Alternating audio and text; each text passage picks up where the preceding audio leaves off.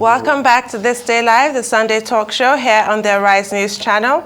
With me on the show are Professor Bola Akinterewa, DG, Bolitag Center for International Diplomacy and Strategic Studies, Yemi Adamolekun, Executive Director, Enough is Enough, Professor David Awarawo, Professor of International Relations and Strategic Studies at the University of Lagos, and Chike Ogia, former Commissioner for Information, Delta State, and Managing Director of MacFoley Limited. Yemi, I'll start with you. Thank you for joining us. I'd just like your overview, if you would, on the interviews that I just had. I just spoke with Ambassador Akinsoya about the gruesome murder of Alita Okochukwu in Italy. And I also spoke to Muda Yusuf about just the uptick in the fortunes of the Naira, as opposed to that steep plummet that we saw to historic lows of 710 Naira to $1. We've had a bit of appreciation, but we're clearly not out of the woods yet. So Professor Awarawo, I gather Yemi is not with us. Professor Awarawo, I'd like your take, please.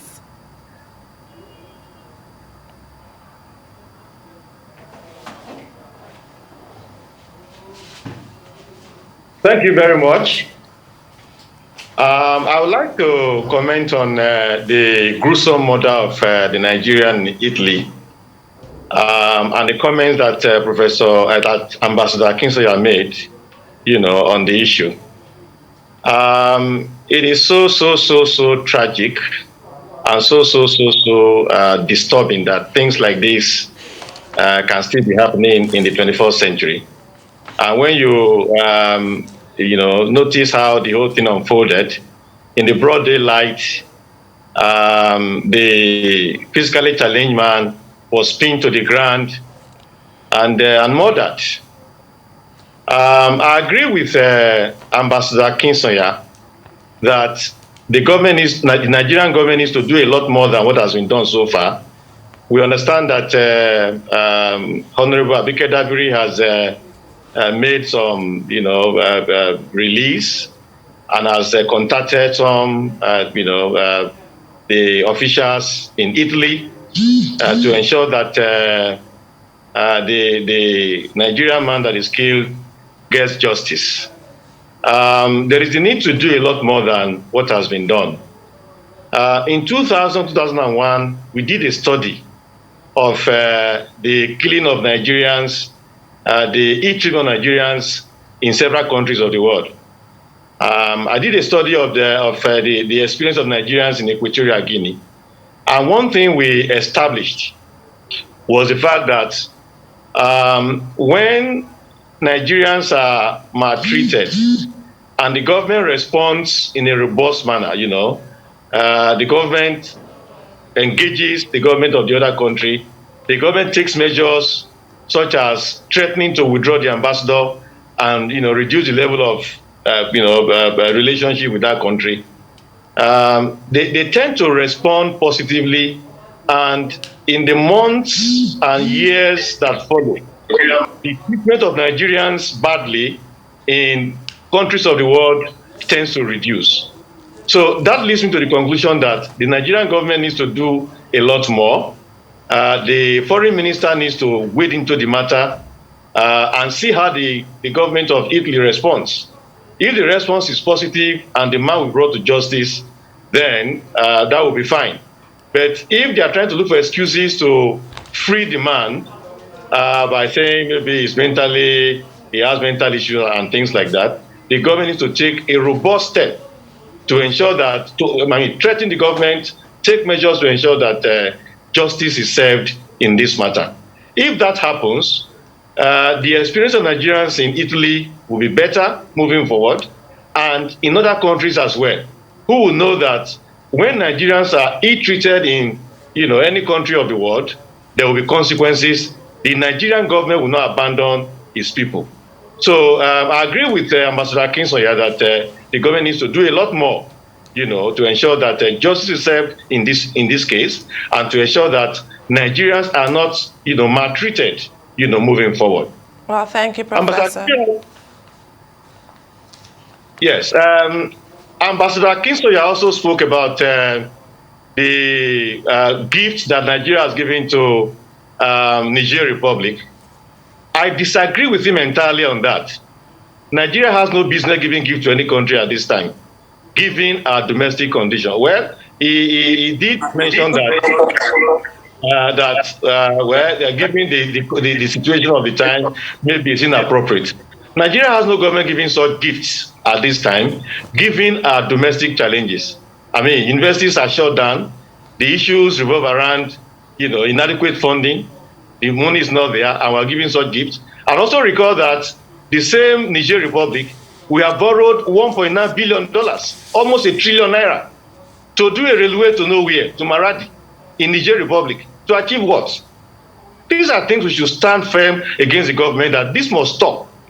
Let us focus on domestic issues. When there is a need to do something for our neighboring country to advance our interests, we know, not this one.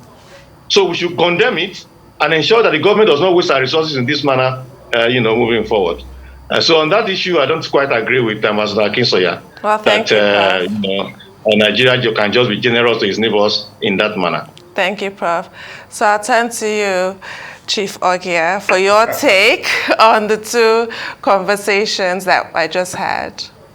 Well, basically, the one of the Italian man, that is so barbaric and horrible, As far as I'm concerned, that was definitely a hate crime. It was racially provoked and motivated. And a helpless, physically challenged person to be murdered, 35-year-old man, to be murdered in cold blood that way with people standing by and, filming and all of that, that just tells you the height of which man's inhumanity to man could be. And it's only when there is a case of severe hate that people do stuff like that. And I think it behoves on our government to put their foot down very seriously. Just like the professor said, I think our government should recall the Italian ambassador to Nigeria. And if possible, ask him to go back home to brief his home nation, because this is not something I think we should condone in any way, manner, or form. If I digress a little bit, you can see what America did just for its interest. How many years after 9/11? You could see the way they vaporized that Al-Qaeda leader. That is a country that understands national interest. And the priority of your national interest must be your people. Your people come first. If you cannot take care of your people, then what kind of country are you? So I think what I'm looking at this, I don't even want to comment on that dastardly action. I want to see what our government will do. My eyes are on the Ministry of Foreign Affairs to see exactly what they are going to do. In the case of the gift, I also believe, like Professor Awura just said, this is not the time when we should be playing that big brotherly role. I know we have all these treaties with ECOWAS and AU and, good neighborliness and all these things they talk about, but those are for normal times, not when, is rightly being observed everywhere. Our revenues are not even up to the monies to service our debt. And then we are giving out those kind of gifts. But that's when you begin to to understand things like this, you have to situate it in a situation where the person at the top might have, more loyalties to his people than to that geographical expression in which he kinds of head. Because you hear all this talk of him having cousins across the border, and he obviously feels more for them than how disparate we are in Nigeria. I mean, there are some groups in Nigeria that they can't even stand at all. They make them look as if they are lepers or something. So these are all the incongruences in this federation. And going forward, hopefully these are the things we are looking forward that will be addressed, whether you want to call it restructuring or whatever that needs to happen. But a lot needs to happen. We need to, the center is too powerful here. And this same situation is what is happening to us economically. You heard exactly what Muda Yusuf said about the yo-yoing of the Naira, because we are doing all the wrong things. Everything is focused in Abuja. Monetary policy, fiscal policy. We have no refineries. Yet we think, we are not producing anything. Our infrastructure base is weak. Our manufacturing base is weak. We take out crude that we should sell as refined product. They steal 3/4 of it. The 1/4 we can take, we can't meet our OPEC quota. We take it out, we bring it back as refined product, we buy it expensively, we are paying all these monies for subsidy. It cannot add up. So these are the things I think we need to look at and we need to address. And we have to fundamentally change the way we do business, because like the Muda Yusuf also said, money can only go to certain places where there are some certainty of contract, where there is peace, where there is security. If all those things are not there, your exchange rate, you have about 3 or 4 exchange rates and all of that, you don't expect money to come in here. Portfolio money, foreign direct investments, nothing will come here. All the oil companies have left the Niger Delta. So these are the issues. To these things. Yeah, these are the issues we are looking at now. Professor Akinteriwa, I'd like your take on cold-blooded murder as a spectator sport in Italy and the yo-yoing Naira. Yeah, I would like to agree to disagree with all my other colleagues, Ambassador Akisanya, Professor Awurawo, and Chike Ogea. Agreement to disagree because, let me start with Chike Ogea and Professor Awurawo. They disagree with Ambassador Akisanya on Niger, the largesse. What I had Ambassador Akisanya say was not that he was actually in support of that. He was only trying to say that traditionally, relationship between Nigeria and Niger is such that it has been predicated on collaboration. And that is likely true. Right from the early 70s, Nigeria and Niger established, for instance, a commission to enhance better understanding, on the basis of which Nigeria was providing electricity to Niger. And when you look at it, Niger is the only country in the neighborhood that has not had any territorial conflict with Nigeria. And on this basis, Ambassador Akisanya, if I heard him well, is only saying that, look, people who are complaining are only looking at the timing. And he agreed that the timing was wrong. So if my brother, Honorable Commissioner par excellence, is saying it's not good, Professor Awurawo, my brother colleague, is saying it's not good, you are not contradicting Ambassador Akisanya. He mentioned that. But if I am disagreeing with Ambassador Akisanya on other points, it is simply because while agreeing with him that the murder of Ogoshuku in Italy is horrendous, brutal, inhuman, wicked, and all that, the agreement is not on the basis of the mania of killing, but because the Italian people thought that it was another wrestling competition. They look at it as another, fight between Dick Tiger and Jane Fulmer, that now you can take delight in watching. That the brutality derives from the attitudinal disposition of the Italian people. When you know quite well that someone is being unnecessarily killed gradually, killing softly, that's the brutality. But the issue again here is that when people say that the man may be suffering from a mental illness, the employer, the labor of employer, why will the labor of employer, if he's mentally ill, why should he employ another person? But the critical problem at the level of Nigeria-Italian relationship, and that's where I disagree with Ambassador Akisanya essentially, and all my other colleagues. The two critical issues there are basically Nigeria's attitudinal disposition to the maltreatment of Nigerians internationally, and then the issue of immigration. Why?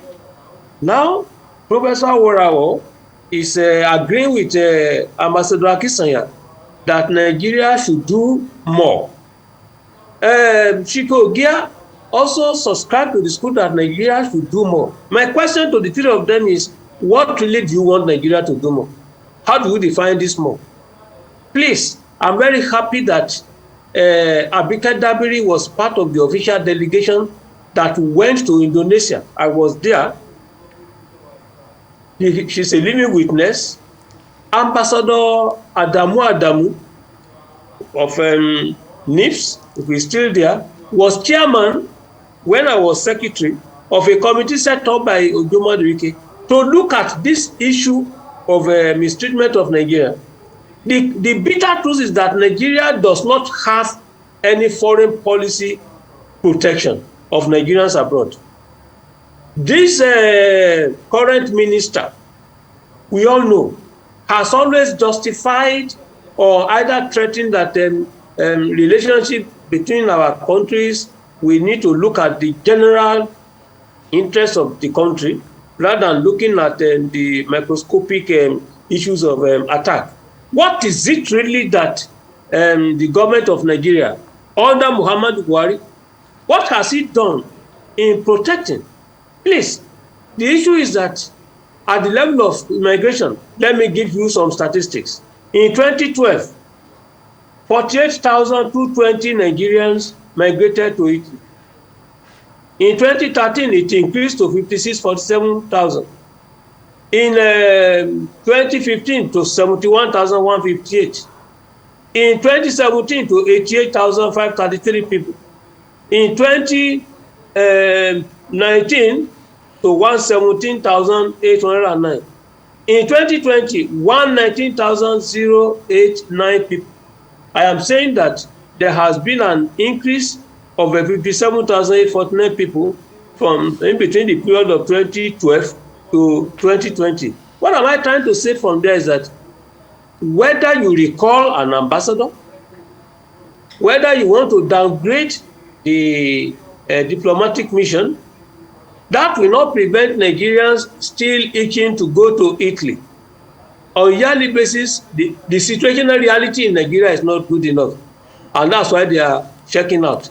But when we are talking about briefing, yes, you can recall the ambassador. What is he going to do? He will brief you about what happened. But is the political will there to do that? So these are some critical issues. So in terms of the issue of Niger, in terms of currency, please, as much as I want to agree with Muda Yusuf on the cost of logistics, the competitiveness and productivity, the insecurity challenge, the foreign policy on exchange rate. Look, the issue is that in terms of bread and butter on table, the exchange rate doesn't mean anything to we people that are poor in Nigeria. And if you look at what happens, especially in terms of the murder, I want to link it to insecurity and the Naira. Italy in 1993 came up with the Hate Violence Act. The European Union even gave, assisted Italy to ensure that in collaboration with Libya, they do not bring new migrants to Europe. Now, when you try to link this one to the issue of the Naira, appreciating, depreciating, people will need to acquire or do whatever is required to earn this foreign exchange. Right. And then find a way of surviving. So Well, it's really about survival, which brings me to the next story. The governor of Benue State has commissioned the first batch of community volunteer guards, a security outfit aimed at fighting armed herdsmen and terrorists. Samuel Ortom is also calling on President Muhammadu Buhari to grant licenses for the security guards to bear weapons in combating crimes. There can be no doubt that this is also a sobering day, because this is a mission that would have been unnecessary had the federal government authorities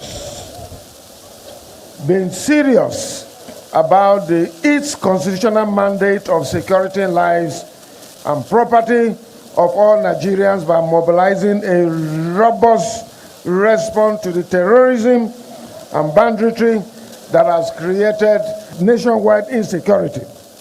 The law had to be amended by my administration to pave way for the volunteer guards to assist the conventional security agencies to curb insecurity in Benue State. By the provisions of the new law, the Benue State Community Volunteer Guards can therefore now carry legally approved weapons, which we have duly provided and we will provide. Yemi Adamalekun is with us now. Yemi, your take on this new security outfit from Benue State and the stress that the governor placed on legally acquired weapons, which we all know is unconstitutional as far as the law is today. Indeed. I mean, but the truth is, who can blame him? They've been advocating for state policing for a while, that we are still battling. And in a sense, that's what a lot of states have done. So in the Southwest, you have Amotekun.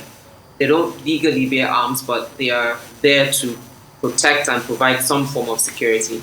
You have vigilante groups in Lagos of all shapes and sizes, Lagos Neighborhood Watch. There's another one which I forget their name at the moment.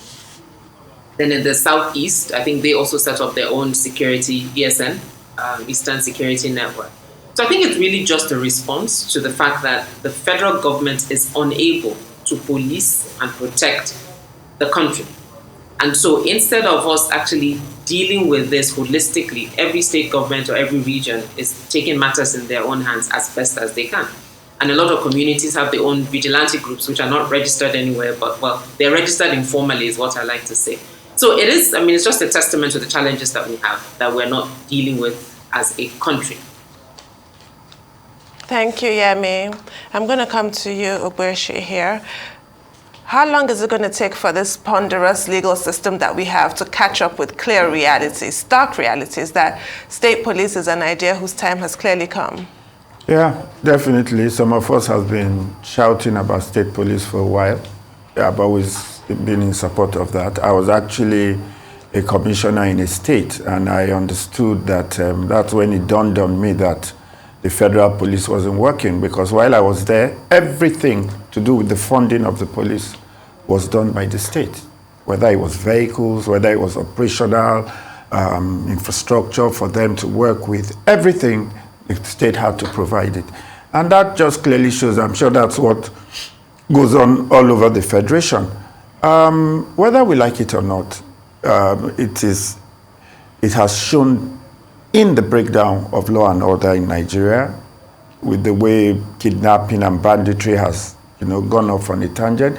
If we look at that Benue State, particularly where this governor is doing what he's doing, we all saw the optics some months ago, where practically hundreds of people were being buried, thrown into a mass grave, because they had been brutally murdered by unknown assailants, everywhere coming in and out. So definitely state police, the time has come for that. And, these are things we have to break down, and each state should handle it as they can. Even in America, where we copied the presidential system of governance from, even university campuses have police. They have their own police. There's a county police station. There's a city police, police service. There's a city police service, there's a state police service, and then there's the federal police service. Because you see, when we talk about state police in Nigeria, people think we are saying every state should just have its police, then the governors will become reckless with the way they deal with it. And not, no, there will be, within the ambit of the law, they will have a way they will relate with the federal police. There will also always be a federal police. But for you to deal with those crimes deep down there, you need people that know the terrain, who must be locals of that area, to help you both with intelligence and feel a part of that police force. Because when the people feel that they cannot even give out good information because they don't trust the police, they don't even see the police as being part of them, then there's a problem. So whatever steps we have to take constitutionally, I think we should have done that yesterday. That is the truth. Professor, your thoughts on this, bearing in mind that the Zamfara state governor also has said that people in his residence of his state will be acquiring legal firearms. Professor?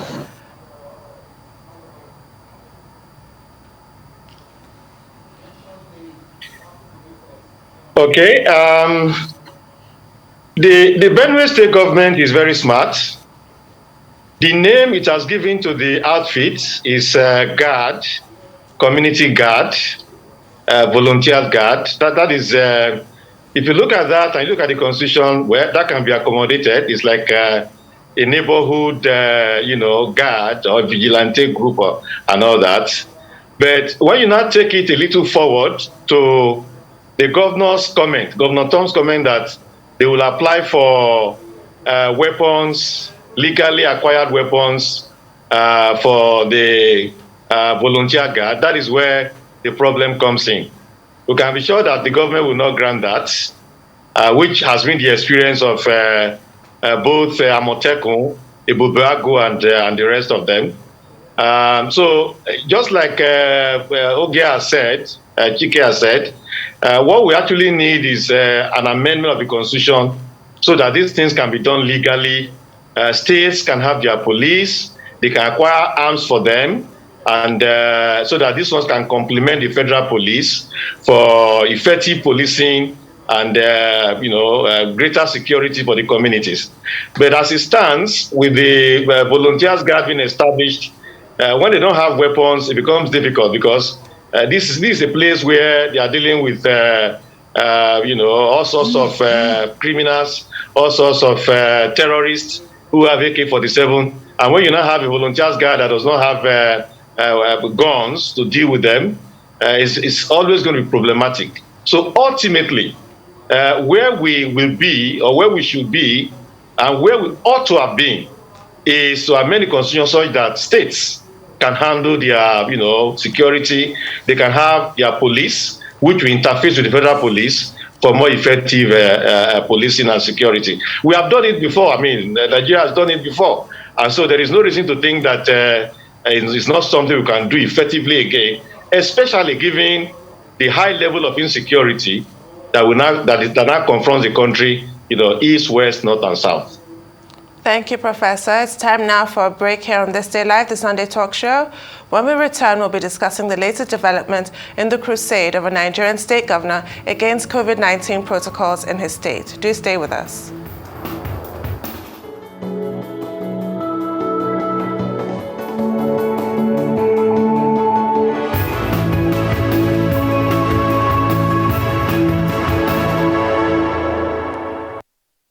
Here's a card we no go give you stress at all. Zero waiting, zero queue. First Banky Petrol card. Here's a card we no go give you wahala. Zero trouble now for you. First Banky Petrol. Tell off it's fam. Tell off it's spoiler. Who won't break them? Where you want say now only you get them. Nothing fit do one. Sharp payment not the way. Swipe they go, you know the way. Veteran card with the sweet body. Veteran card we know the shape person. We put you first again. First Banky Veteran card we put you first again. Generate your virtual card we put you first again.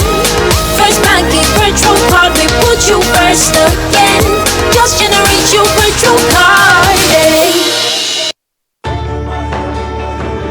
As you adjust to the new realities for operating your business and engaging with your customers, let us help you transform your business into a digital powerhouse capable of adapting and taking advantage of today's opportunities. With our best-in-class array of digital solutions, you can conduct your business, receive payments from your customers, and perform transactions quickly, safely, and conveniently, because we've got you covered with the right people, technology, and service offerings.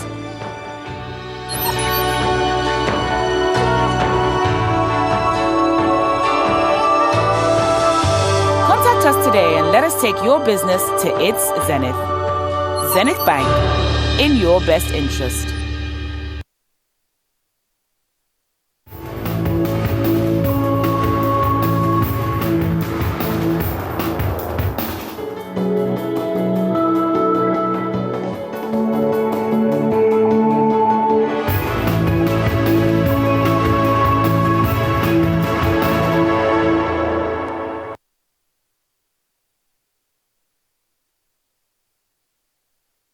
Welcome back to This Day Live, the Sunday talk show here on the Arise News channel. With me on the show are Professor Bola Akinteriwa, Professor Awarawo, Yemi Adamolekun, and Chike Ogia. Right, the governor of Kogi State, Yahaya Bello, has generated debate on social media for banning the wearing of face masks in public places within the state. The governor, who gave the order on Tuesday in Lokoja, the Kogi State capital, during a meeting with traditional rulers and council chairpersons, said that the ban was to ensure proper identification of persons in the state. The governor also ordered the immediate closure of brothels, stating that the move is to curb criminal activities. Your thoughts, Yemi, if you would.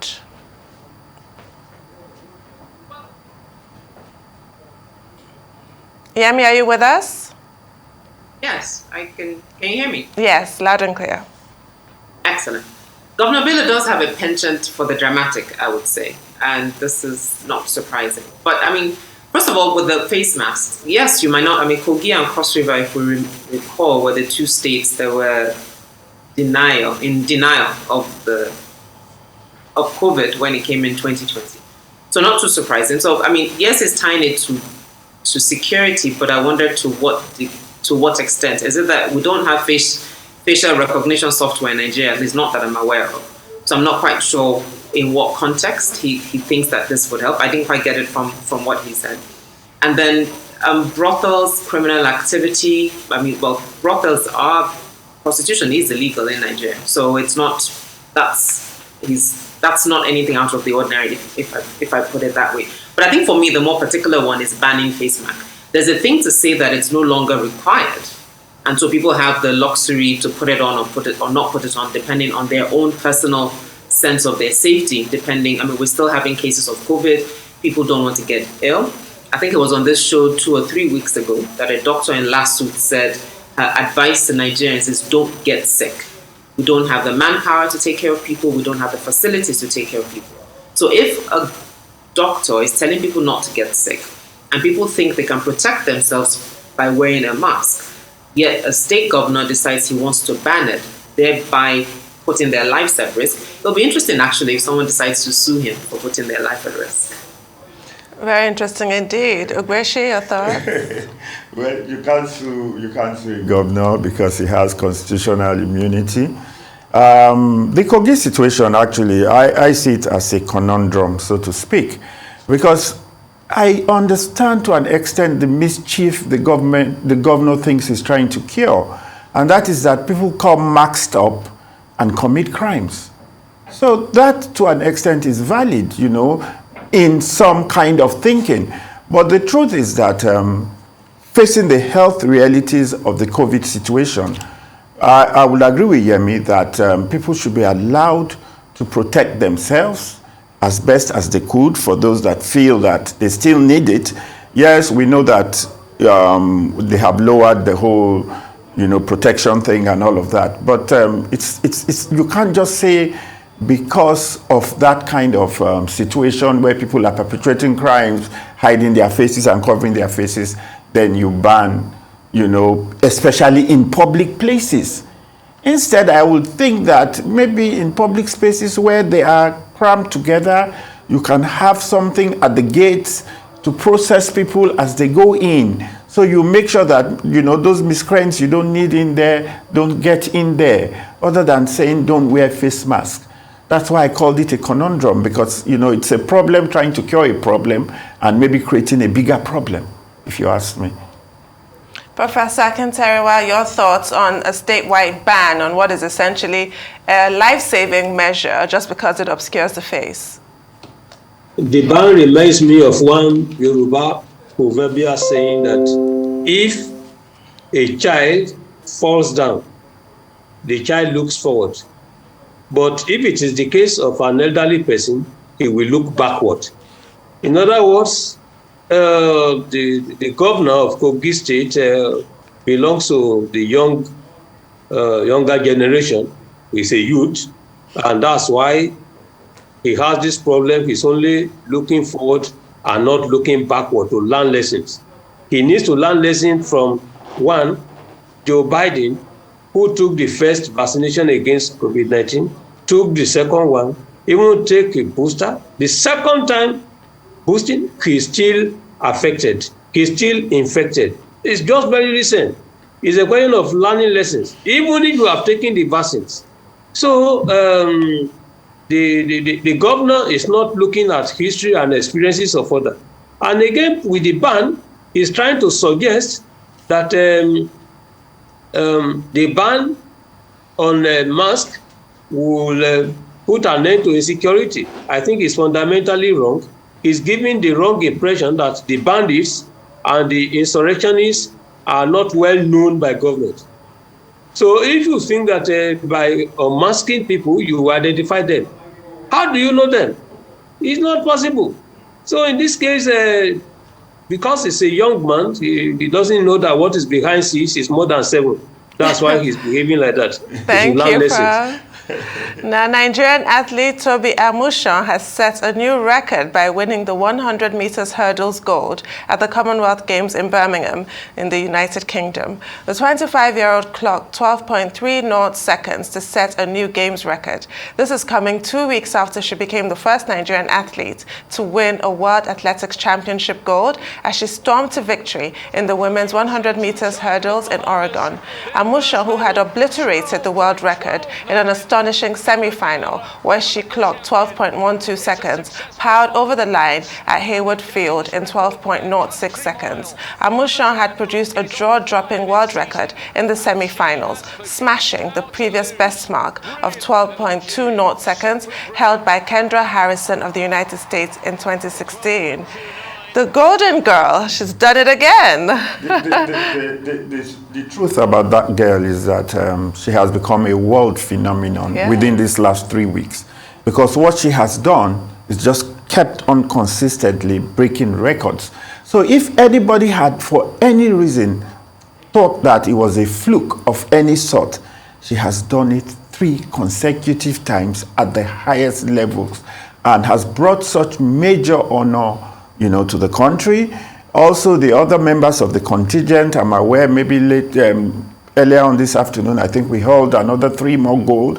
And we are having a very good outing at the Commonwealth Games. I must say that one should congratulate, the athletes for doing us so proud.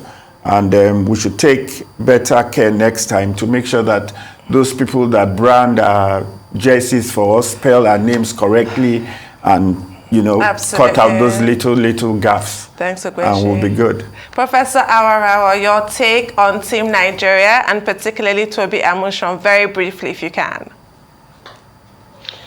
I'm very, very happy. I'm very delighted that Toby Amusan has done it again. When she did it,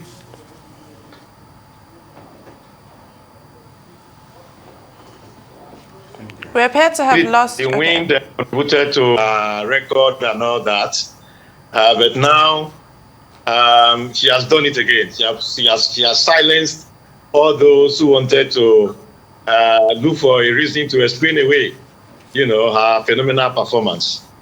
So I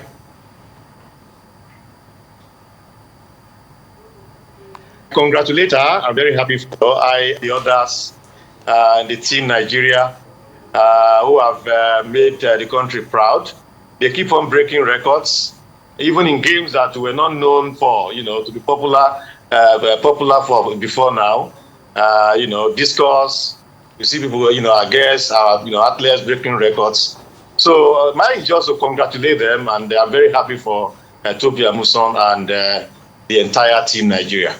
And that's exactly how you shut the Michael Johnsons of the world right up. Thank you so much to the panelists for joining me today. You've been watching This Day Live, the Sunday talk show here on Arise News. I'm Tunde Abiola. For my entire team here and now in Lagos, it's bye for now, and thank you so much for watching.